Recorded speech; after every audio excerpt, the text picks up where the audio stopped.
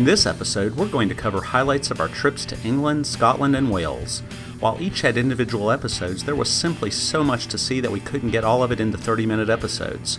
So we've created an episode with the items you otherwise would have missed out on.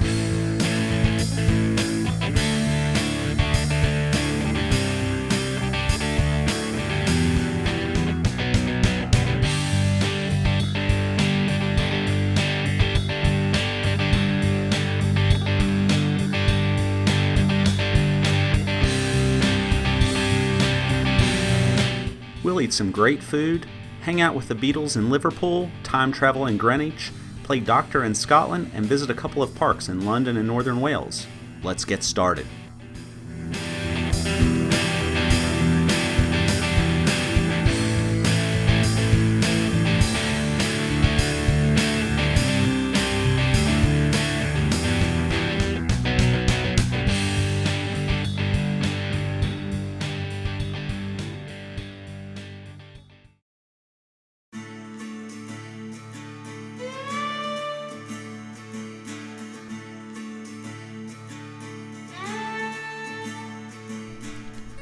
Because most European cities are hundreds of years old, the larger cities have a river going through them which 200 plus years ago would have been the main trade routes, and what better way to get a relaxing overview of the sights than to take a boat ride from one end of the city to the other. This lets you take in the city and make mental notes, or written if you're forgetful like me, of places you want to go to. We did our boat ride with Dublin Discovered. You get a guide that points out all of the landmarks as you progress down the river, giving you a nice visual reference.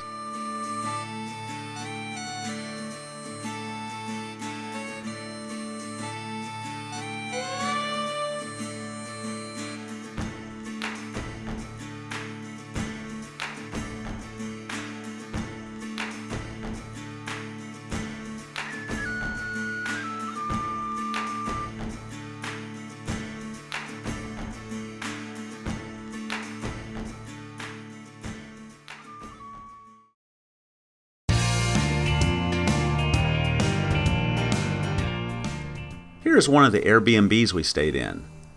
For the price of a hotel, you can most of the time find an Airbnb for the same price that is either an apartment or a house, making your stay feel more like home than just living out of a suitcase in a hotel.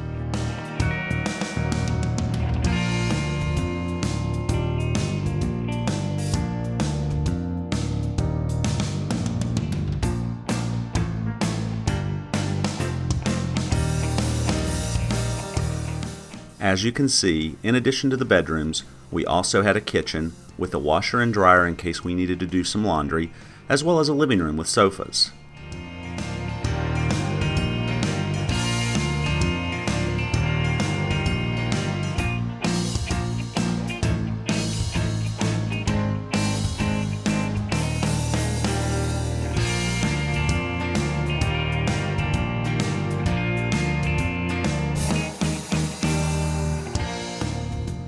This is a bed and breakfast that we booked through an online hotel booking site. So while it feels more like a hotel, you get a nicer breakfast than a typical hotel would give you. You're usually interacting with the owner, which makes it nice because it is to their advantage that you have the best stay possible, and they more often than not can give you advice on attractions and other things to do.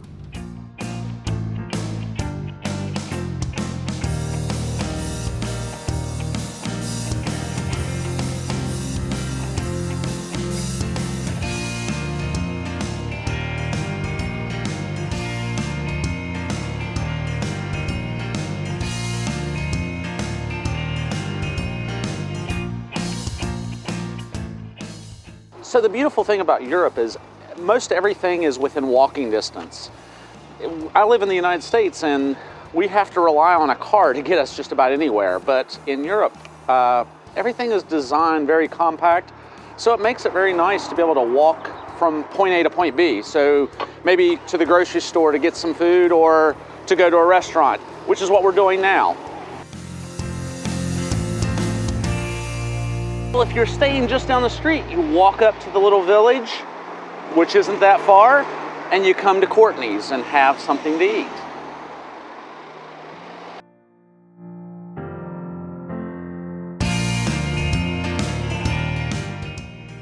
This was a great place to get a pizza and a pint. It's within walking distance, and it's a neat little village. A lot's happening here. It's a very busy place, and it's kind of what makes Ireland, Ireland.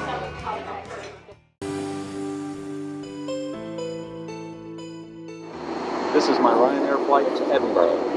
Ryanair is a no-frills, low-cost air carrier based in Europe, actually based in Ireland. And they basically, you're going to pay for drinks, food, but the cost really substantiates that. You can fly somewhere one way for $30 to $50 most of the time. On the high end, maybe $80. I've paid as little as $10 for a flight before. So it's really worth it. It's a popular airline.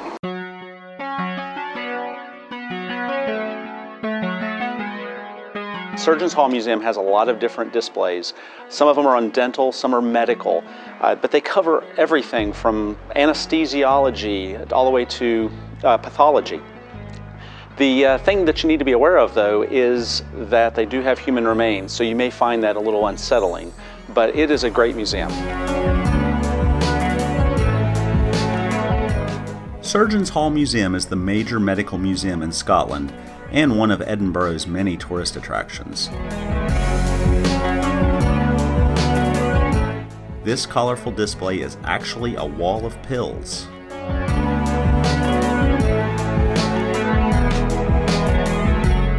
I would highly recommend this museum to any student who aspires to go into the medical profession.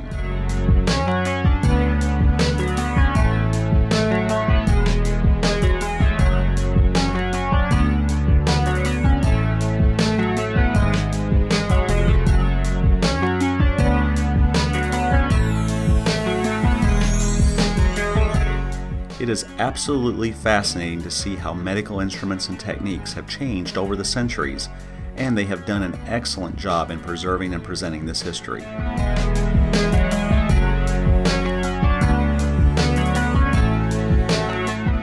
I must say that after visiting this museum, I am so happy that I was born into this era of dentistry.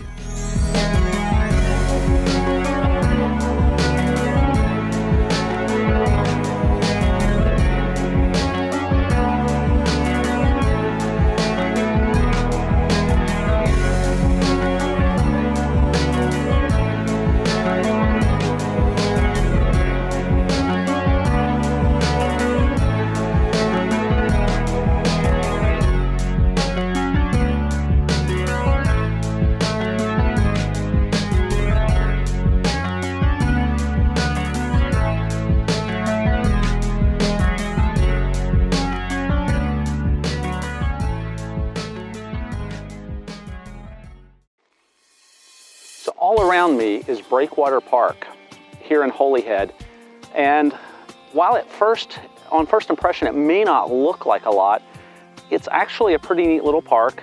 There's a lot to do around Holyhead. It's great for hikers and bikers. There's just lots of walking to do, and there's trails throughout the park. Over here we have a coffee shop, there's a restaurant, and there's a lot of little signage that has the history of the place and how the breakwater was made. So it's really great for the outdoorsman as well as anybody who just wants to get some good exercise, and it just adds to everything there is to do in Holyhead.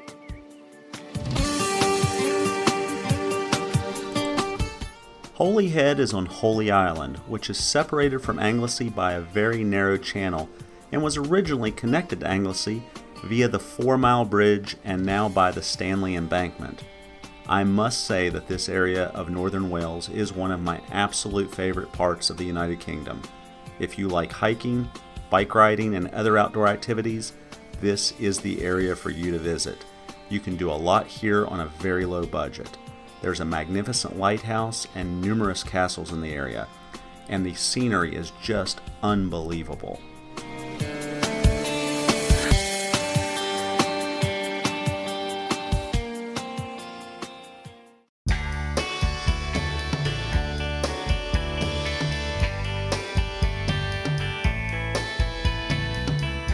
Our trip continues in Liverpool, and we're on Matthew Street. Think the Beatles. Matthew Street is a street in Liverpool, England, best known worldwide as the location of the Cavern Club, where the Beatles played on numerous occasions in their early career.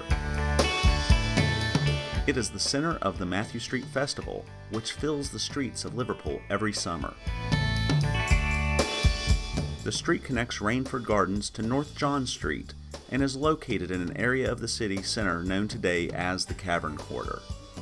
Matthew Street is visited by thousands of tourists a year who visit the Cavern Club and many surrounding attractions, including a statue of John Lennon, a Beatles store, and several pubs formerly frequented by the Beatles. We, of course, had to try one of those pubs, and I can say that the food was delicious.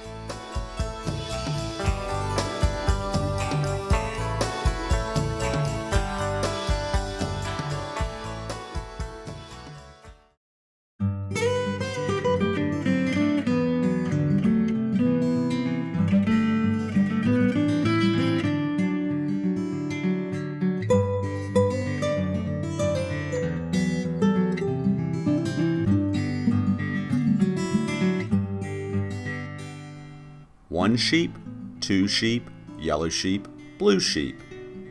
Okay, I have no idea how so many sheep made it into this episode.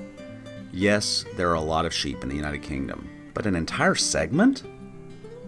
I'm thinking that it is a conspiracy between my wife, who loves sheep, and our crew, who also apparently love sheep. All of these sheep. I'm getting sleepy.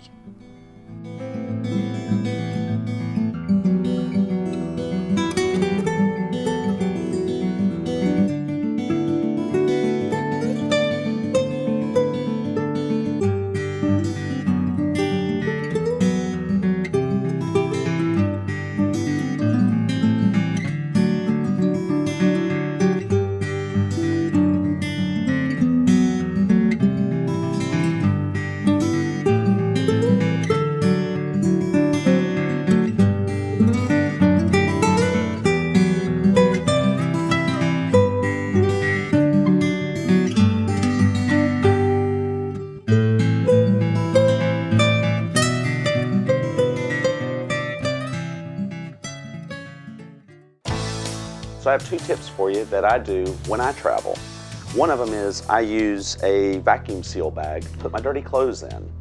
And that allows everything to be compressed down and get all the air out and make it really packed tight. But another thing I do is I take a little snack bag that's got a Ziploc seal, and I put a dryer sheet in it and toss it in my suitcase. And once I'm starting to use my dirty clothes, I'll pull the dryer sheet out, toss it in with here, and put my dirty clothes in. And now my dirty clothes don't make my suitcase smell like funk. St. James Park is a 57-acre park in the city of Westminster, central London. That's 23 hectares if you're a younger Brit.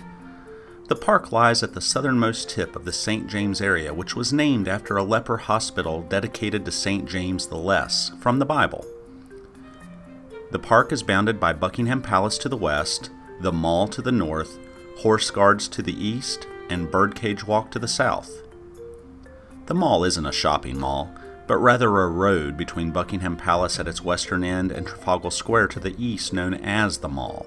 The park has a small lake with two islands, West Island and Duck Island, the latter named for the lake's collection of waterfowl.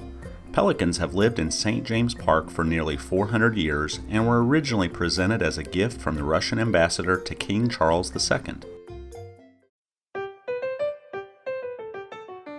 Sangeeta, there's this lovely park in front of me, and there's this really big house. What is this? So we're currently in Kensington Gardens. So this house behind us is actually Kensington Palace. And that's where some of the royals live now, including the Duke and Duchess of Cambridge and their family, Prince Harry, Princesses Beatrice and Eugenie, and back in the day also Princess Diana lived here. So you say the Duke and Duchess of Cambridge. Some people may not know who that is. So who is that? It's William and Kate. So what's inside? So inside, you'll see the staterooms, some of the staterooms preserved as they were from the Stuart and the Georgian era, like from Queen Anne. And you'll also see the room where Queen Victoria went to sleep a princess and woke up a queen. She was here when she found out her uncle had died. and it was here that she met her Privy Councillors for the first time, still in her nightdress at the age of 18, having just become Queen. Wow. And so we have this lovely park, so tell us about this. This is Kensington Gardens. It's absolutely beautiful. There's a water feature behind us, and you can have a picnic here. There's also a playground somewhere in the grounds called the Diana Playground, which is obviously dedicated to the late Princess Diana. And if you walk through the gardens, you'll also get to Royal Albert Hall, so that's a nice walk as well. Okay, yeah, there's lots of people here. I've seen people with dogs running, walking, bicyclers. I mean, it's a very active park. Yeah, the royal parks are pretty active, and they're pretty central in London as well, and they're very well kept and maintained. There are certain rules. I think you can't play board games here, but you can walk dogs and you can cycle and on certain paths, and it's a popular place for running as well. So you get some beautiful landmarks you can run past. Okay. Well, we're gonna go check it all out and see what everything looks like. Okay, cool.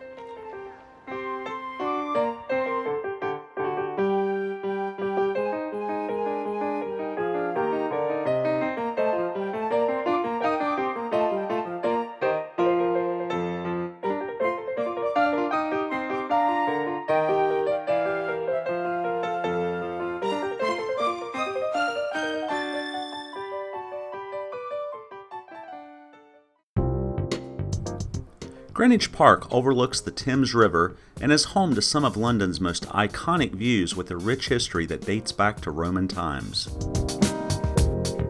So right in through here is Greenwich Mean Time, which is where time is either on this time, before it, or after it.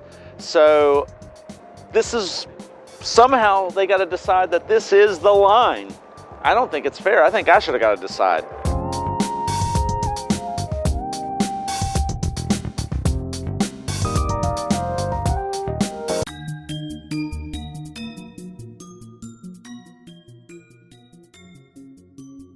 So Sangeeta, I understand this is your favorite place. This is my absolute favourite tourist attraction. We're at the Tower of London. So if you love like murder mysteries, drama, the Crown Jewels are in here as well. If you want to see that, there's always a massive queue, so you need to get here early or be prepared to wait a couple of hours in line. It's the most interactive tourist attraction, I think, as well, because they always do put on like little shows. There are characters walking around, people walking around dressed as historical characters like Anne Boleyn and Walter Raleigh, and then they put on shows at particular times to reenact historical events. Normally, a popular favourite is Anne Boleyn's whole trial and execution.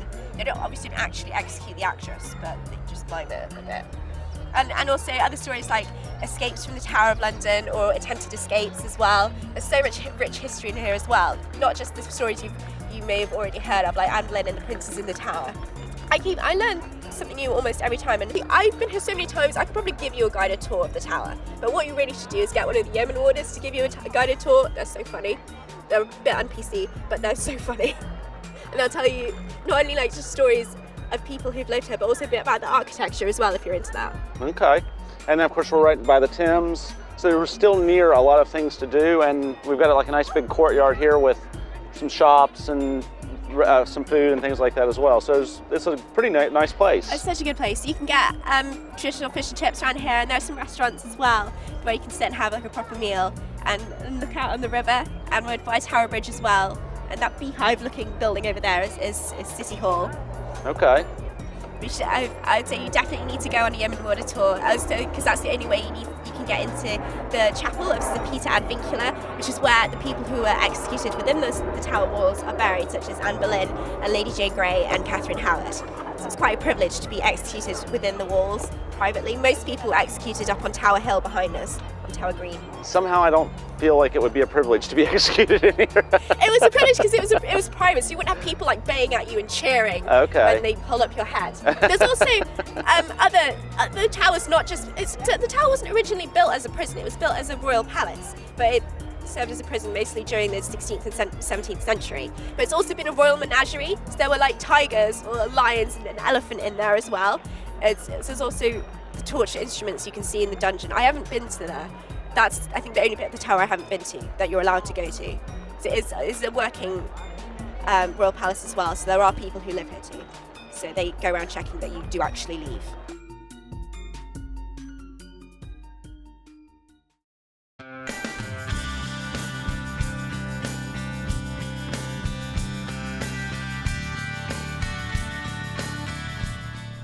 My ancestry goes back to the Griffiths who ruled Wales in the 11th and 13th centuries. If you're into genealogy, you might find that your roots are from somewhere in the United Kingdom as well. The United Kingdom speaks your language, and whether it is the hustle and bustle of London, the scenic villages of the Cotswolds, the Highlands of Scotland, or the breathtaking solitude of northern Wales, there's something here for everyone. If you've never been to Europe, the UK is a great place to start. Don't put it off any longer. Life is too short. Explore this great planet. After all, we all have places to go.